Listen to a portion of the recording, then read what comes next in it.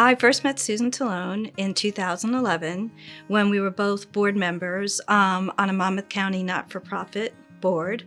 And Susan transitioned to SPTS, and not long after, she called me up and asked me if I was interested in applying for a position here, and I said, absolutely, I'll follow you anywhere. Susan and I have known each other for 25 years, both as professionals and personally as friends. As Susan and I progressed in our relationship, she became the nurse at Manasquan High School, and I was on the Board of Education there. That's when the suicides started. And Susan, it was almost like she was born to do this work.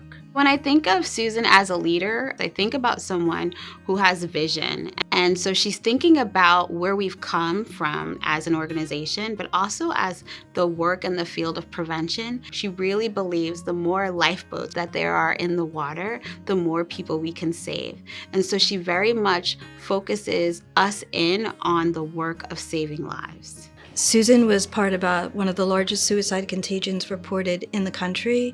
She was a nurse at Manasquan High School at the time, and she had to respond, like boots on the ground. Like, we lost 12 children in a very short period of time in that little community. And so when she came to SPTS, she really came with lived experience.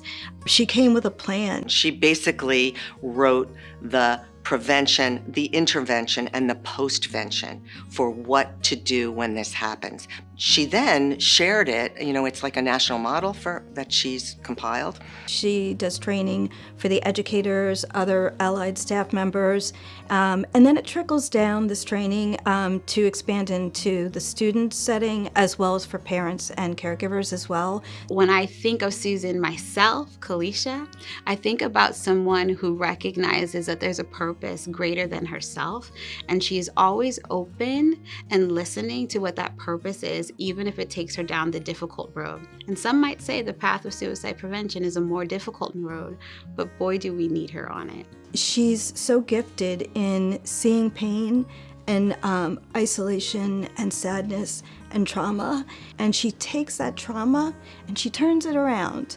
But she takes some of that and she gives you that comfort that there will be a brighter day. She's always thinking about, what do we know about the work that we do? What are the best practices? And then who are the people that need to be involved? Because it really does take a team. When you meet her, you become part of her collective community. She just opens herself to you, and you want to create this change that she wants to create because of her and her enthusiasm and her passion and her clarity of what her purpose is on this earth.